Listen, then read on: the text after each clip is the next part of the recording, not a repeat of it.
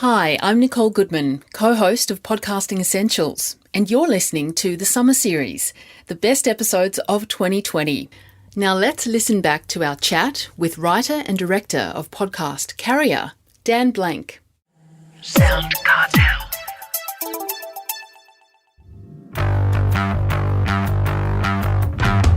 In this episode, we're talking to Dan Blank, writer, director, and creator of the hit podcast Carrier. Dan and his production team created an amazingly immersive listening experience, and we're going to find out how they did it and why you might like to consider an immersive podcast for your audience. When you're working in something like animation or film, the motto is always show, don't tell. But with audio, I'm always trying to find ways to allow sound design to tell a story before relying on the dialogue. That was my approach. From Sound Cartel, I'm Nick Schildberger, and this is Podcasting Essentials. Welcome to episode 9 of season 4. And hello again to producer and co-host Nicole Goodman. Hi Nick, so good to be back. Look, this is going to be a fascinating episode with Dan because we're all obsessed with sound here at Sound Cartel, which you'd hope for given we work at an audio agency. So we thought that for ourselves and for you, the listener, it would be a great treat to dig into the technology behind binaural audio. Yes, and not just binaural, but all things immersive, which is something we've been keeping an eye on for a very long time here at Sound Cartel. So we know the power it can have on the listener and the depth it can give to the listening experience. Yeah, especially because sound is something that can be taken for granted. It's not often given a second thought, really. But there are so many aspects to sound, the way it's created and edited. And the emotion it can bring to the listener as well. Yeah. So we know that technology is developing all the time, which is really exciting. And here at Sound Cartel, we're experimenting with immersive audio ourselves. And I very much look forward to injecting some new elements into the work that we do with clients. But let's get to Dan Blank and his first-hand experience in this space. Yes, absolutely. So Dan Blank is a writer-director who's worked in Hollywood for many years. He's directed award-winning short films, commercials, he's written and developed features as well. He dabbles in visual effects and animation and is very much about innovating in the space, which is probably why Dan's first foray into podcasts was this amazing immersive production. Carrier was also nominated for iHeartRadio's Best Fiction Podcast in 2020, which is not bad for your first podcast. No, not at all. So let's get straight to the man himself. Dan Blank, thank you so much for joining us. It's a pleasure to have you on Podcasting Essentials. Thanks for having me. It's great to be here. Dan, Carrier did come out last year, but from us to you, congrats again on the success of Carrier. Thank you. We actually celebrated our 1-year anniversary just last week. So the show officially launched on July 15th last year. There you go. So it's been a nice little ride. Very timely. Yeah, beautiful. Now, Dan, how did the idea for Carrier come about? Well, I have a background as a filmmaker, and I'd been pitching and developing film projects at studios in Hollywood for many years. And I was becoming frustrated at just how hard it was to get a movie made. There's so many factors that go into greenlighting a production that are out of your control. And I'm someone who came up working in animation and visual effects, producing my own shorts in my spare time. So I was really eager to just get out there and make something again. And I really wanted to find a project that I could make outside the traditional system. So I was thinking a lot about contained worlds and contained stories that could have a very limited cast and few locations, but premise that was compelling enough to keep an audience engaged. So for years, I'd been kicking around this idea of a truck driver transporting a mysterious cargo on an all-night drive. And once I found the right character to drive that truck, who would face the most obstacles and have the most interesting journey, the basic story quickly fell into place. So the story is about a woman named Raylene Watts, who is African-American. She's played by Cynthia Erivo, and she's just trying to get home to her family in Chicago, and she's the one who takes the drive. And then it goes completely crazy from there, doesn't it? But we don't want to spoil the storyline, Dan, so we'll leave that to the listeners. But being a filmmaker, I guess, congratulations on also selling the film rights now. Was this always the intention when you wrote it? And when will it be in production? I'd say selling the film rights was a hope, but it was never the sole intention. I should probably back up and just explain how this became an audio drama, even though I'd started developing it as a film. I had wanted to make this thing on a real shoestring budget as an independent project. And just as I was developing it and getting ready to write the screenplay, my agent, Rob Herding, called me to tell me he was no longer my agent. But it was because he was launching a new company to produce audio dramas. So this project seemed like it was the perfect one to collaborate on and produce through Q-Code. Q-Code has gone on to make some other audio dramas such as Blackout and Left Right Game and quite a few others. So for me, what was so exciting about entering this audio space with Q-Code was that we knew that we'd have a budget to produce the project and a guaranteed distribution model, which meant everything to me. Because one of the challenges, as I've said, of filmmaking is that so many pieces have to come together at just the right way in order to get a film into production. But with podcasting, there's no obstacles aside from the ones we were putting on ourselves. And I knew that it was possible to translate something like an audio series into other formats, and it's one of the reasons why Q-Code was founded. And I'm also close friends with someone named Michael Bloomberg, who is one of the co-creators of Homecoming, which is another successful podcast that became a successful television series on Amazon. So I saw how the model could be viable. We launched Carrier, and we had interest from a few production companies and studios. And ultimately, we found our perfect home at Amblin, which is Steven Spielberg's production company. So I've just written the first draft. I'm about to start refining it. And yeah, I'm still very busy on this Carrier story. And there's no guarantee whether we're going to reach production soon, especially under our current circumstances. But so far, everything's been looking really promising. Yeah, well, good luck. We look forward to seeing it. Amazing story. Yeah, me too. Dan, as you mentioned, your background is predominantly in visual media. Do you have a preference between visual and audio storytelling? Yeah, I'd say I can't really say I love one more than the other, but I do really love the intimacy of audio storytelling, because both are very collaborative media, but there's something that allows for a very personal engagement with your audience. I think in part because it requires the listener to actively participate in imagining the story that they can't see. Now, you use binaural recordings, which might be a term that our listeners haven't heard before, and use that to create the immersive listening experience. But before we get into what binaural is, the concept of immersive audio isn't new at all. In fact, at the ABC's AusPod conference here last year, where you were the keynote speaker, you mentioned that it has a history dating back to Paris in the 1890s. That's right. One of the earliest examples of immersive audio was developed by Clément Ader. It was called the théâtrophone. And it was essentially two telephone lines with two paddles, one for each ear. And the system was hardwired all the way to the Paris Opera House. And on the stage, there were 80 transmitters placed around the stage, capturing the performance from every angle. So the audio quality wasn't great, but this was the world's first live stereo broadcast. And as listeners were able to visualize the distance and the position of the performers, it was the beginning of immersive audio. It's quite incredible. And then, more than 100 years later, we're sort of going back into that higher production and immersive audio again, which is fantastic. Now, I want to talk specifically about binaural audio, but before I ask you to explain it, can I just quickly play a short clip from Carrier? Now, for our listeners out there, if you're not wearing headphones, you must put them on before you listen to this, and we'll explain why after you've heard the clip. So here it is. Are you listening? Good. This is not a podcast. This is not an audiobook. This is a dimensional experience set in the unseen realms to your left, your right, and all that lingers between. We ask that you put on headphones if possible. Use caution during your journey and always listen carefully.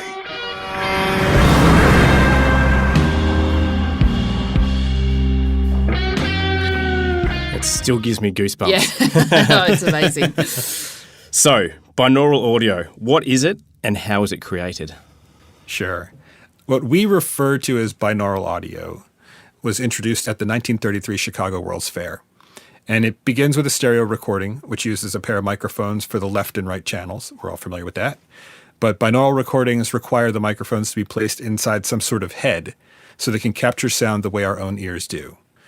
So when our ears receive sound, our brains process all the subtle differences in volume and quality, and even time delay as the sound reaches each of our inner ears, allowing us to locate not just left and right positions, but in front and behind, above or below, and everything from the shape of our outer ears to the big, dense lump between them factors into that calculation.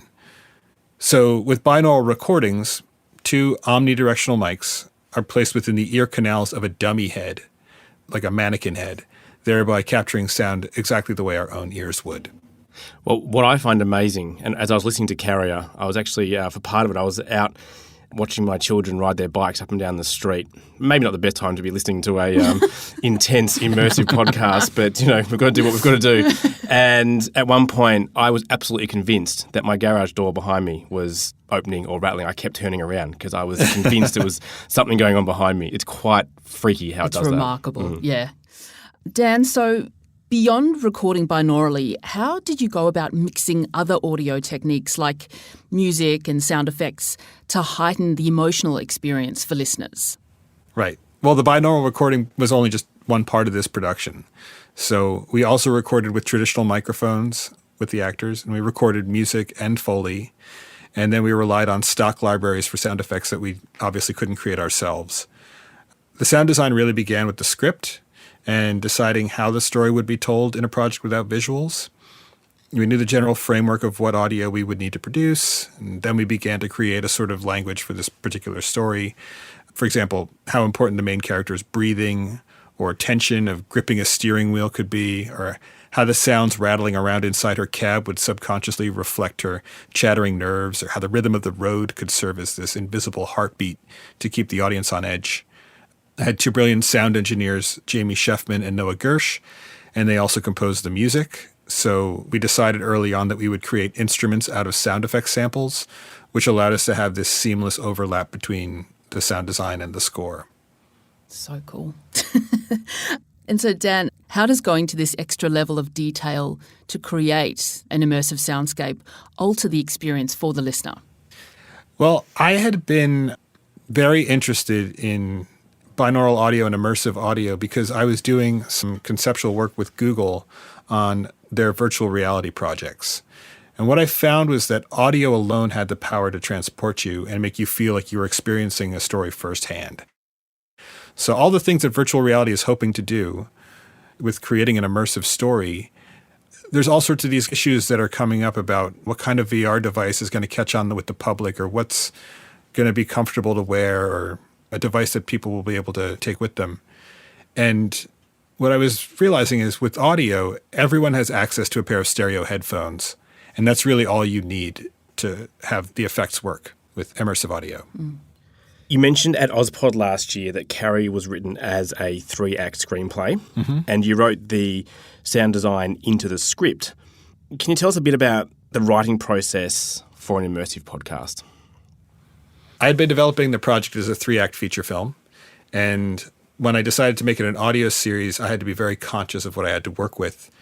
So when you look at my scripts, they're formatted like a traditional screenplay, but everything in the script needs to be able to work with audio only. So there's a lot of deliberate descriptions of the character's breath, or her movements in the cab, or the sounds that will clue us into where she is or what she's doing. And when you're working in something like animation or film, the motto is always show, don't tell. But with audio, I'm always trying to find ways to allow sound design to tell a story before relying on the dialogue. That was my approach. Mm. And then when it comes to creating those sounds, what percentage of the soundscape and the effects were captured in the field and using Foley versus in post-production from stock libraries of sound effects later on? I'm not sure. I would say it's probably about 50-50. We would find it would take just as much time to dig around through those sound libraries to find the right sound or layer together a bunch of sounds to create a new effect. It would take just as much time to go out and record something ourselves that we really liked the specifics of. So my sound designer, Sam Plattner, has a lot of experience as a Foley artist. And we would record anything we could, anything we had access to. And we even convinced a Teamster to drive us around in his semi-truck. And we recorded his engine and the seat buckles and the dashboard switches all in binaural with one of those dummy heads. And I also own a pair of inexpensive binaural microphones that you wear like earbuds, where I'm the dummy head. So I would wear them and perform specific bits of Foley wherever I knew exactly how I wanted the character to act. And most of those were recorded either in my house or in my car. What was the strangest recording you made? There's a lot of me flailing around on the ground to get the right foot scuffle that I wanted. Or I can't spoil too much, but there's some creature sound effects that required a lot of trips to the grocery. Oh, interesting. Yeah. I'm trying to piece it together now. I know, Okay. yeah. Can't quite work it out, but there you go. Is there a magic formula between dialogue, sound, music, effects that you do need to strike when developing immersive audio, do you think? I think they all work in concert, but that's where there's a phase called the mix. And that's really the key in how the story comes across. We spent a lot of focus getting that mix just right. Because if a background ambience is too loud or too busy, it really changes the dynamic of a scene and the emotions you're trying to evoke. And also, if there isn't enough space in the pans, the sounds can layer up on each other and become really muddy and unclear. So for this project, I found I was cutting with just dialogue at first, just to kind of get the timing right. And then I would bring in my own temp sound effects and the Foley that I was recording. And then we would do sound design with the sound designer. And the composers were also doing the final mix. So they were able to balance everything at the last minute to get it feeling tonally like something we were all on board with. Mm-hmm. Mm-hmm. Well, the final result is very impressive. Yeah. Thank you. It's incredible. Yeah. Dan, you're comfortable working on the edge of technology. It's where you shine. So what's next in audio that's exciting you?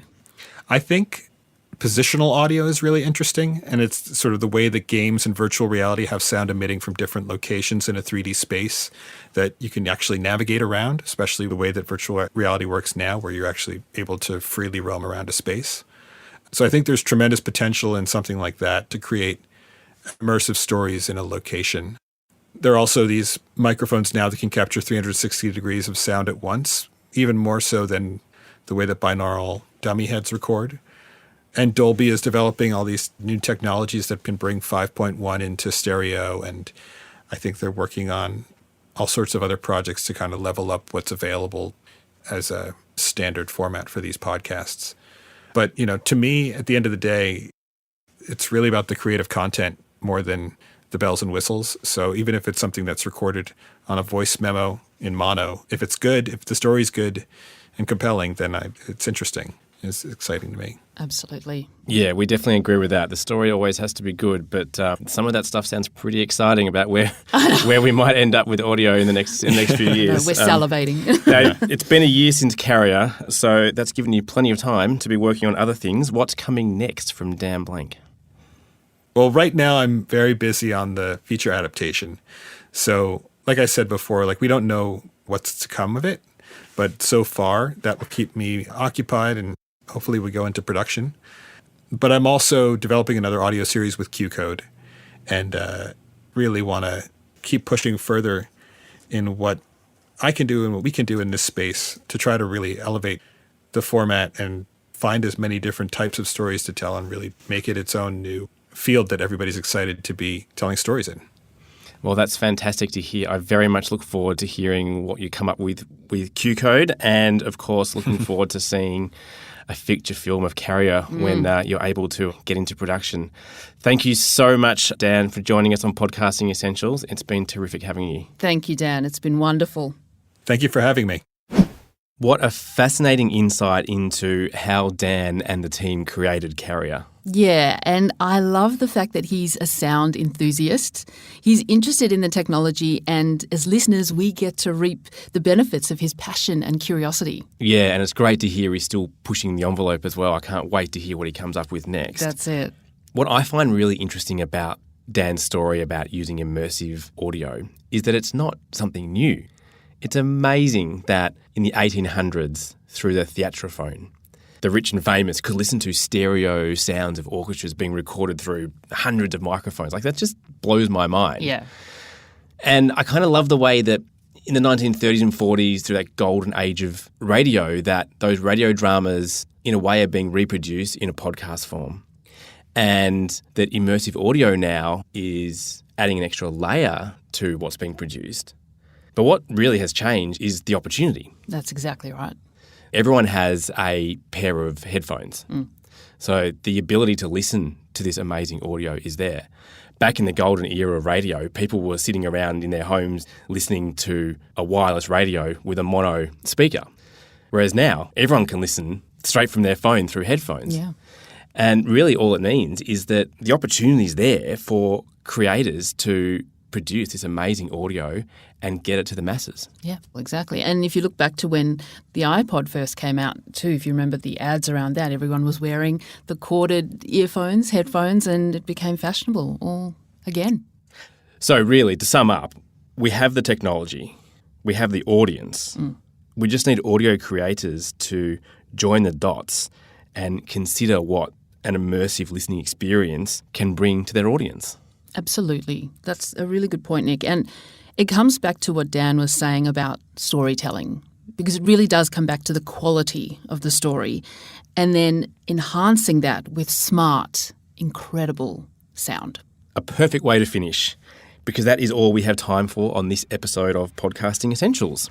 Thanks, Nicole, for joining me as always. Always a pleasure, Nick. To find out more about how we can help you create a podcast, perhaps with some immersive audio, you can check out our website at soundcartel.com.au. And we also produce our own daily business podcast, Business Essentials Daily, and we'd love for you to tune in from wherever you're listening right now.